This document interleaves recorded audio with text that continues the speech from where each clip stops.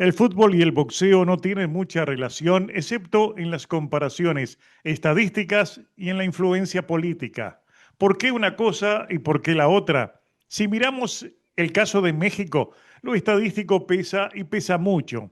Un país con reconocida pasión por el fútbol, pero que acumula éxitos y campeonatos mundiales como nadie, precisamente en el boxeo. ¿Y dónde aparece aquí la política? Se preguntan ustedes. Este fin de semana tuvimos la respuesta. Por un lado, en lo que huele a escándalos sin precedentes, el presidente Donald Trump habló esta semana con el presidente de la FIFA, Gianni Infantino, sobre la tarjeta roja que su goleador Folarín Balogun recibió en la victoria sobre Bosnia-Herzegovina, que lo dejaba afuera del partido de este lunes contra Bélgica, y le pidió al presidente de la FIFA que revisara la decisión. Sorprendentemente, la tarjeta fue anulada, siendo contra todo sentido común de los reglamentos. Y Balogun jugará contra Bélgica este lunes. Si Estados Unidos gana y Balogun anota o incide en la victoria, será una victoria lograda por la influencia política o el beneficio del organismo a uno de sus protegidos, en este caso, el dueño de casa. Y claro, ¿dónde está lo emparentado con el boxeo? Este sábado ocurrió un hecho donde la victoria de un dueño de casa y protegido de un organismo pudo ser un claro caso de influencia política en el resultado. Me refiero a lo que sucedió en Cleveland, en la victoria del campeón y dueño de casa Abdullah Mason sobre su rival de última hora, Albert Bell. Algo sobre lo cual lo analizaré en este video. A continuación.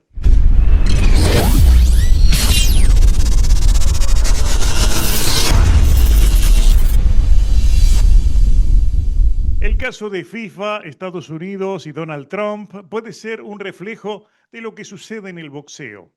La sobreprotección, los halagos desproporcionados y los beneficios que los organismos les proporcionan a determinados elegidos entre sus campeones o figuras por las cuales sienten un aprecio que va contra su naturaleza neutral. Algo que podría incidir directamente en el resultado de sus peleas. Ocurrió muchas veces con el Consejo Mundial de Boxeo durante la carrera de Canelo Álvarez, pero es algo que se repite y sucede en todos los organismos. Por ejemplo, la Asociación Mundial de Boxeo, que ha protegido a Gervonta Davis hasta el cansancio, o directamente lo que sucedió este sábado en Cleveland con Abdullah Mason, uno de los púgiles celebrados por la OMB en sus comunicaciones públicas y con una manera de ensalzarlo que perfectamente transmite aquella sensación de buscar blindarlo o protegerlo. Algo que pudo perfectamente tener incidencia en el resultado de las tarjetas de este sábado. En caso Mason no hubiera podido noquear en el 12º asalto o directamente en el juicio del referee, que para muchos se apresuró a detener la pelea a la segunda caída de Albert Bell. En el caso de las tarjetas, los tres jueces tenían a Mason adelante al inicio del 12º round. Dos jueces lo tenían 4-2 para Bell después de 6 asaltos, otro 3-3 después de 6 rounds. Gerardo Martínez 106-103, esto al final de la pelea. Patrick Morley 107-102 y Phil Rogers 107-102. Algo inaudito y totalmente fuera de lugar. Basta con ver la tarjeta no oficial de Chris Mannix, que en DAZN le había dado los 6 primeros asaltos a Bell. En lo personal pudo haber alguna duda en el primer asalto, pero en los 5 restantes hasta el sexto había coincidencia absoluta que todos esos asaltos fueron ganados por Albert Bell. Es decir, la supremacía de Bell en la primera mitad de la pelea fue indiscutible e imposible de rebatir. Entonces nos preguntamos por qué los jueces favorecieron de esa manera a Abdullah Mason. Hay varios factores a tener en cuenta. El primero, o al que obligatoriamente hay que recurrir, es una posible inaptitud a la hora de juzgar la pelea, lo que en el caso de los tres jueces es discutible. Los tres son oficiales de mucha experiencia en el boxeo profesional. El puertorriqueño Gerardo Martínez tiene 561 peleas, Patrick Morley 1034 combates y Phil Rogers 368 peleas arbitradas. Que tres jueces que viajan por todo el mundo decidiendo resultados son hombres con conocimiento y facultades necesarias para ver lo que todos vieron, parece imposible acusarlos de ineptos. Sin embargo, sus puntajes van contra la realidad de lo que todos vimos. Los tres puntuaron a favor de Mason el primero y el segundo round, mientras que Roger sumó el tercer asalto también favorable a Mason. O sea, ante esa realidad, es claro que lo que hicieron fue parcializar su interpretación a favor del campeón y sobre todo al dueño de casa, ya que Mason estaba peleando y defendiendo su título ante su público y en su propia casa.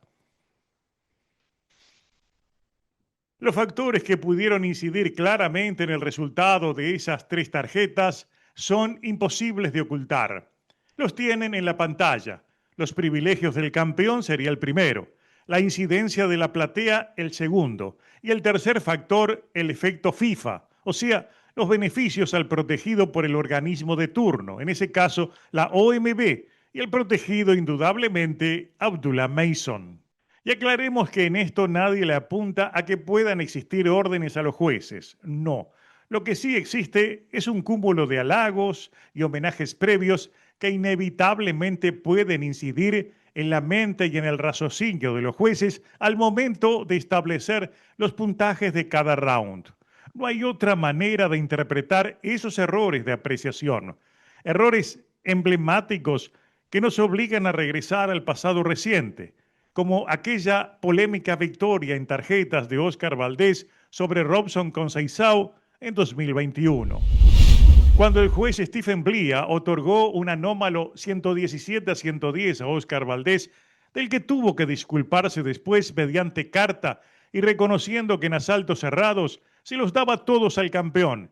Y claro, el campeón pertenecía al Team Canelo y el cinturón era un campeonato del Consejo Mundial de Boxeo que no cambió el resultado, que tampoco ordenó una revancha inmediata, y ese resultado, inevitablemente, hay que creer que fue inducido por el peso del organismo en el boxeador con privilegios, en ese caso, Óscar Valdés. La pregunta del millón entonces es una sola. ¿Pasó lo mismo en esta pelea del sábado en Cleveland? Ya sea con las tarjetas de los jueces o el apuro del referee Mark Nelson en parar la pelea, decretando el nocaut técnico de Mason. No lo sabemos. Y es imposible afirmarlo y además pasará desapercibido porque la pelea no llegó al resultado en las tarjetas. Pero la sola posibilidad de que si la pelea se hubiera ido al resultado en las tarjetas, el mismo habría sido un verdadero escándalo.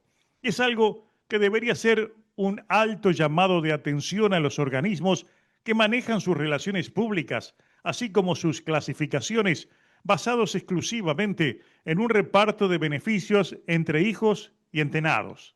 Algo que inevitablemente los hará parte a los jueces que al final del día son también parte del mismo negocio y responden más a los organismos que a cualquier otra organización. Y el tema de los jueces al día de hoy dejó de ser un problema nuevo. El mismo es un problema eterno al que no parece existir interés en encontrarle una solución que evite los resultados injustos o tarjetas injustas que, vaya casualidad, siempre, inevitablemente caen hacia el lado del campeón de la casa, aquel que previo a cada una de sus peleas, el organismo lo celebra con orgullo, como si de antemano dejara saber que su apuesta es por ese campeón y que le hará feliz que se mantenga, que siga como campeón. Es imposible entrar a la mente de los jueces para saber cómo procesan esa falta de neutralidad de quienes los eligen para juzgar peleas importantes. Pero a la hora de juzgar a quien juzga mal y comete ese tipo de errores, la desconfianza y la suspicacia es imposible de evitar. Cualquier juez puede ser un nuevo Stephen Blia, aunque se disculpen o escriban cartas reconociendo sus errores. Piensen y tomen nota. Los números de Cleveland fueron escandalosos, pese al nocaut polémico de Abdullah Mason sobre Albert Bell.